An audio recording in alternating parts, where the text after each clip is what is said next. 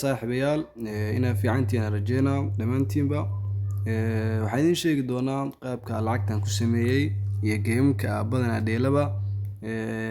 waxaa ku dhufan doontaa qaybta Onyx gameka inta aad laakiin geemka dheelin cawanka hadda ku kacsan oo khasaaraha aadka u badan ka dhaxashay logooda iska dhigi doontaa ciwaan cusub aad samaysan doontaa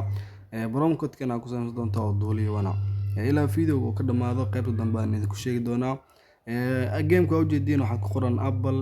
Fortune waana geemkan waa ku dhufan doontaa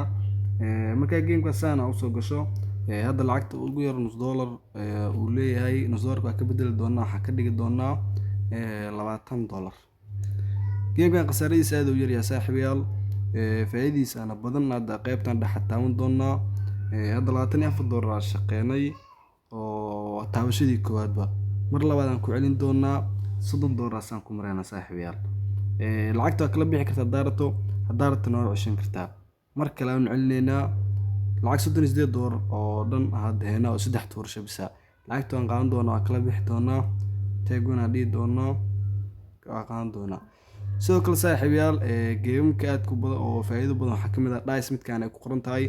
oo under and over 7 ay ku qoran tahay sidoo geemkan kale oo landhuga sidoo kale saaxiibayaal geemka diyaaradda ayadana faa'iido aad u badan video kale aan ku soo doonaa insha Allah hadda ciwaan ku kacsan logooda iska dhigi doontaa saaxiibayaal logooda iska dhigi doontaa ciwaanka dani kacsan logooda iska dhigi doontaan ciwaanka dani kacsan logooda iska dhigi doontaa waxaan ku samaysan doontaa baroon code-keena duuliyowan si hadii geemka aad dhesho oo u qasarto kale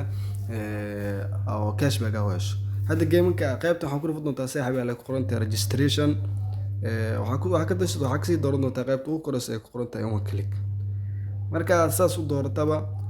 qaybta koowaad wadan counter ma bedelay Soomaaliya sida ku doon doontaa qaybta labaad currency shil Soomaaliya bedel doontaa US dollar ka dhigi doontaa qaybta labaad sportska waa iska bedel doontaa maadaama ay game dhishid qaybta waxay ka caawinaysaa sida lagu siinayo cashback waxaa ka dhigi doontaa casino plus games qaybta baroon code waa muhiim iska fiiriyo saaxiibayaal waxaa ka dhigi doontaa duuliya 1 kadib calaamada saddexda calaamada tig saar doontaa kadibna sax dhigi doontaa saaxiibayaal marka saxdaada xoogaa buu wareegsanaya kadib screenshot baa ka qaadan doontaa